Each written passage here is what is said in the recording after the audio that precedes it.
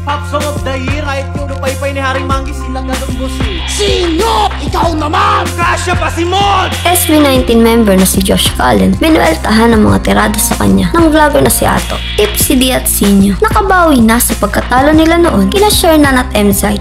Buhay na buhay ang mga tagahanga ng Flip Top Online dahil sa sunod-sunod na upload ng liga ng mga battle noong nakaraang ahon. Isa nga sa pinaka-inaabang matchup dito ay ang paghaharap na rin sa wakas na Tipsy D at MZite. Pagkatapos kasi ng Vuelta Valentong 11 kung saan ang ibabaw si Sinyo kay Shernan ay umugong na ang usap-usapan na kasali ang dalawa sa ahon dahil na rin sa pahiwatig ni Sinyo. Tila naging redemption ito ni na Sinyo at Tipsy D matapos silang pataubin noon ni na Shernan at MZite sa 2x2 finals taong 2017. Umpisa pa lang ay parehong naging mainit ang dalawa lalo pa ng tawaging uncrowned king ni MZite si Tipsy D na ibinansag na lang di umano ng mga tagahanga nito. Linex din ni MZite ang mga napanulunan nitong titulo gaya na lang ng pagiging champion sa tryouts sa Buhay 2020 at pagkapanalo nila ni Shernan sa 2x2. Nag-react din si MZite sa komento ni Tipsy na talo raw siya kay Cripply at tinanong pati si Sinyo na kalaunan ay na-call out din niya. Nagkampiyon ako ng tryouts, di naman yung counted 2x2.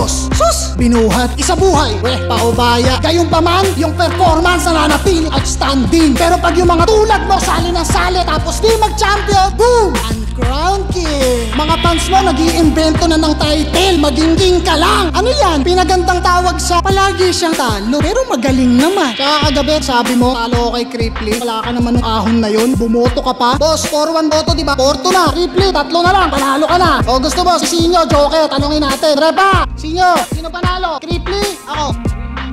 Hindi counted yung boto niya kasi binoto niya because machine. Kakampi mo nagsasayang ng 4 bars. Iho, ba-i-vouch ka lang? O gusto mo pagkatapos ko sa'yo dito? Sinyo, ikaw naman! Mukhang nahatak naman ni Tipsy D ang crowd dahil sa rebuttal niya sa anggulong ito ni MZite. Binueltahan niya ito na sa dami raw ng kinollout ni MZite ng mga champion ay si Tipsy naman daw ang gusto ng mga ito na makalaban. Inisa-isa rin ni Tipsy D ang mga dahilan niya kung bakit hindi na niya kailangan pa ng kung anong titulo sa kanyang career na direct ang patama naman sa mga flex ni MZite. Lalo pang nagkagulang mga tao nang i-call out naman ni Tipsy ang undefeated champ na si Mot sa ender ng round 3 nito. Sa huli na naig si Tipsy D sa battle nilang ito sa score na 5-0. Pagiging champion mo unforgettable. Kasi pag may laban ka, lagi mong sinasabi, champion na siya ng lahat, pero bakit di nyo pa rin mabigyan ng respeto at atensyon? Hindi ko deserve na tawagin yung old god o uncrowned king. Pero syempre gusto ko kayong pasalamatan kasi ramdam ko kung paano nyo ako tignan. Kahit sa mga tournament wala pa akong napapatunayan. Pero dahil sa'yo, di mo pwede itanggi na yung title na yan hindi ko kailangan. Kasi nung nag-call out ka ng mga champion, pero karamihan sa mga champion ako ang gusto makalaban. Pero sige, palit tayo ng sitwasyon. Kung ako yung nag-champion ng tryout, isa buhay at 2x2, malamang simentado na ang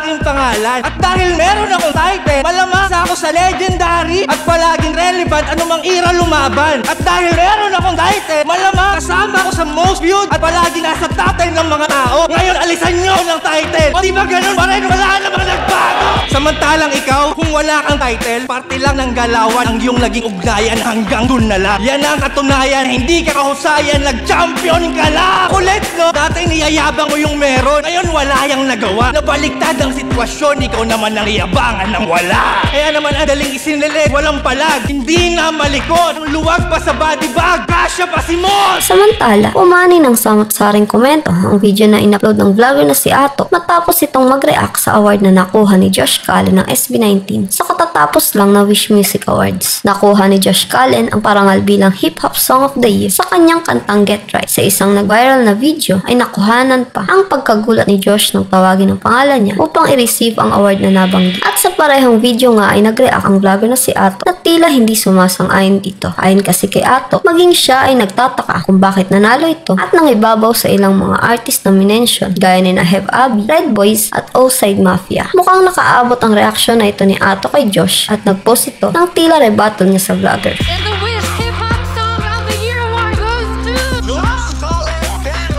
Paano nangyari yun? First of all, sabi ko po kanina kanina doon. Mga idol ko po kasi talaga yung mga kapwa na kami discover this category. Shoutout po sa inyo. Syempre, Osai, Evabi, sila Flo G. Sobrang i-cherish ko ba ito. This is not just an award for me, but this is a checkpoint para sa mga future plans at sa mga future, syempre, achievements ng OPM at ng hip-hop. Hindi rin namin alam, boss. Kung gulat na gulat ka, mas gulat na gulat din kami. Hip-hop Song of the Year, boss. Kahit yung lupay-pay ni Haring Monkey, silat ka dun, boss eh. Pero pag-usapan, P-pop, saludo, SB19. Pero hip-hop Song of the Year, knowing na may Hebabi, may Red Boys, may Osai, tas hip-hop Song of the Year, boss, yung kanta mo, hindi rin namin alam, boss. Lupay-pay ni Haring Monkey, boss, silat ka rin dun kung hip-hopan eh. Sabi kasi yung hip-hopan, boss, gang-gang eh.